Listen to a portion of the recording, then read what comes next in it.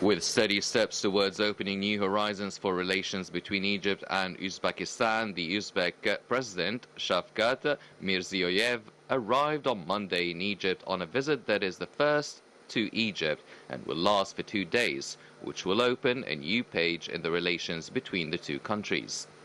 President Abdel Fattah el-Sisi welcomed his Uzbek counterpart at Cairo International Airport. The relations between Egypt and Uzbekistan have deep historical roots, and the two countries have bonds and relations represented in religious, cultural, and civilizational aspects. In December 1992, former Uzbek President Islam Karimov visited Egypt, and in April 2007, a number of agreements were signed, including the agreement to establish economic, scientific, and technical relations and cooperation, the aviation agreement, the investment, encouragement, and protection agreement, and others. Egypt is considered one of the most important leading countries in the Arab and Islamic worlds and occupies a prominent position at the international and regional levels. Uzbekistan attaches great importance to giving a long-term and strong impetus to enhance cooperation in all fields, and to continue cooperation with Egypt within the framework of the United Nations Organization, the Organization of Islamic Cooperation, and international and other regional organizations. Egypt was the first Arab country to recognize the independence of Uzbekistan in 1991, and diplomatic relations were established between the two countries by signing the joint statement in this regard in 1992, while Uzbekistan opened its embassy in Cairo in 1995. In 2018, President Abdel Fattah el-Sisi paid a historic visit to Tashkent and held important talks with Uzbek President Mirziyoyev, which contributed to raising bilateral relations to a new level. In 2022, the Egyptian and Uzbek presidents held a friendly dialogue on the sidelines of the official opening of the Winter Olympic Games in Beijing, and a mechanism for political consultations was established between the foreign ministries of the two countries, which held its last round in May 2022. A travel agreement was signed under which holders of diplomatic passports are allowed to enter Egypt and Uzbekistan without a visa, which facilitated the holding of regular meetings by government officials and staff of foreign policy agencies from both countries. The two countries affirmed interest in supporting trade relations between them through the establishment of the Trans-Afghanistan Railway, Termez, Mazarai, Sherif, Kabul, Peshawar, which will allow the countries of Central Asia to reach Egypt quickly and easily through the ports of Pakistan. A project to build a pharmaceutical production plant is currently being implemented in the Tashkent Special Economic Zone at an estimated cost of $20 million. There is also fruitful cooperation between the ministries of higher education and universities in Egypt and Uzbekistan. Welcome back, ladies and gentlemen, and to shed more light on the visit by the Uzbek president to Egypt, we're joined over the phone by Dr. Sherif Amir, the geopolitical affairs expert and political analyst. Dr. Amir, good evening, sir. Good evening. Dr. Amir, now, this visit by the Uzbek president here in Egypt, now it's a 2-day visit, and he was received today by President el-Sisi at the Cairo International Airport. What is the significance of such a visit at this point in time? Well, it's a continuous relationship between Egypt and Uzbekistan. We all know that President Sisi made an important visit to Baku this few months ago, few weeks ago, and I think that we have now Egypt we have established concrete relations with the East Caucasian countries, Uzbekistan and Armenia and other countries. We want to work more with the Eastern Bloc, China, India. It's wise cooperation in these times of crisis. We are trying to find all the ways of economic and military cooperations with these countries.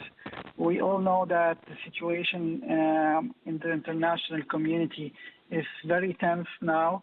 The EU and the Western Bloc is experiencing tough economic situations.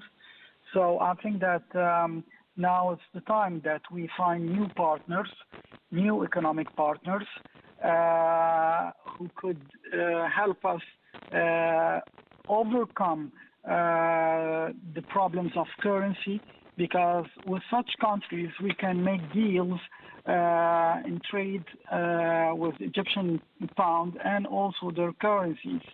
I think that we have to go on in this line, and President Sisi is stressing this line of cooperation with this part of the world of Caucasian part.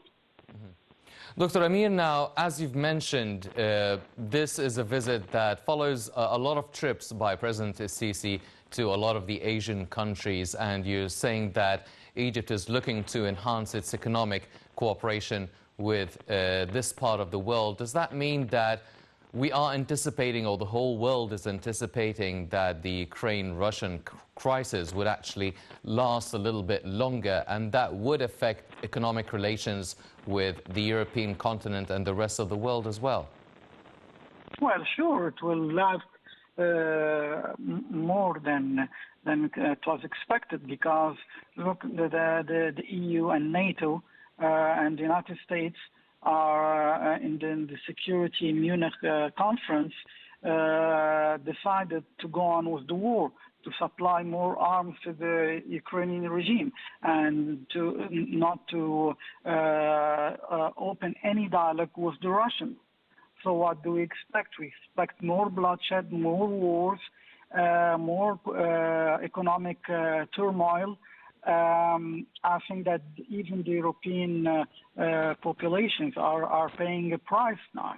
So I see that countries like Egypt, like Turkey, like the Gulf states, of course, we have no other choice but to find another partners now who are willing to find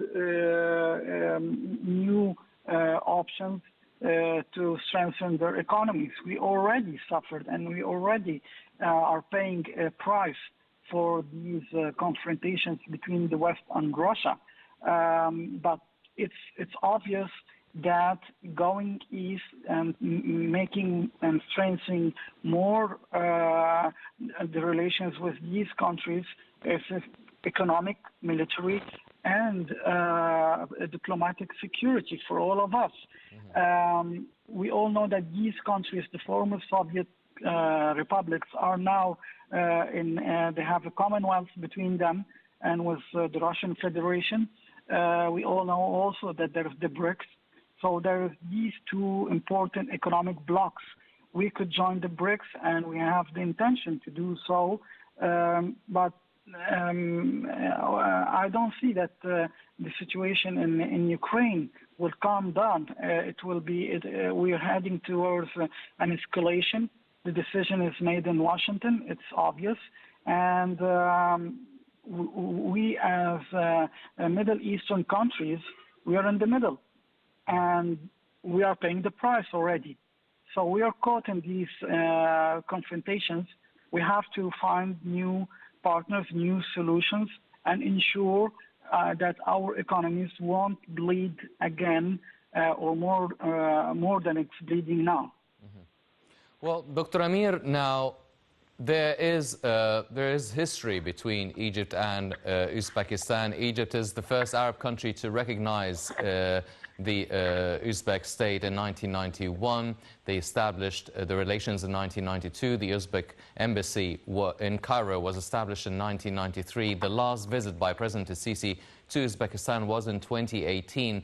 And you've mentioned the economic cooperation, the potential economic cooperation between both countries. But what about the political relations between Egypt and Uzbekistan. What sort of political weight can these relations have on the influence of both countries and the regional changes and developments taking place? Well, first of all, we all know that fighting terrorism, it's an important option, an important file on the table, because we have seen after the downfall of the Soviet Union, many of these countries, especially the Muslim Sunni countries of them, had many students who came to Egypt to learn and Al-Azhar, but we have seen also that some of them try to be affiliated in some terrorist groups. If we establish the cooperation, the security cooperation between our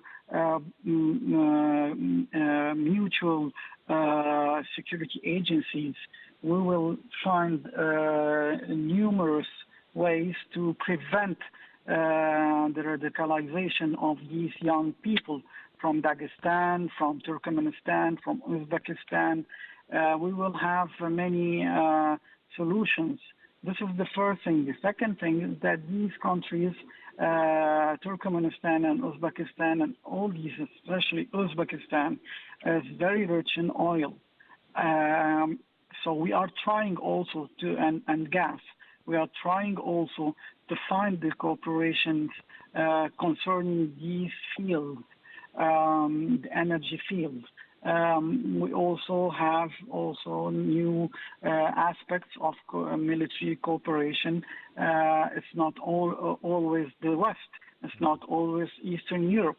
It's not always Russia or the United States and India and China. We could also have supplies from these countries. They were in the Soviet army. They have experience. So we could work with them. Of course, we can export also our agriculture products, and it's very important to find new markets. We all know, unfortunately, that the EU has strict conditions. Sometimes it's very difficult to accept it. So why not find a new market with easier conditions concerning the agriculture products? Yes. Dr. Sherif Amir, the geopolitical affairs expert and political analyst, thank you very much for joining us, sir. Now, ladies and gentlemen, this is only one step in Egypt's, or one small chapter in Egypt's foreign policy file. Egypt has been working on strengthening its relations with the African countries, with the Arab countries, European countries, Asian countries as well. A lot has been going on in the Egyptian foreign affairs file. Let's check out this report and we'll be right back.